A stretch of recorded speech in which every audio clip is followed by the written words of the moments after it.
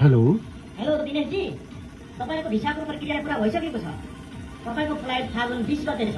तपाई तुरुन्त काठमाडौँ आउनु पर्यो। म यो देशको भविष्य बदल्न चुनावमा होमिएको छु।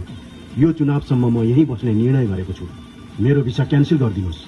यो देश र समाजलाई नयाँ दिशामा लैजाने हामी युवाहरूको सपना पूरा गर्नु मेरो अहिलेको सबैभन्दा महत्त्वपूर्ण काम हो।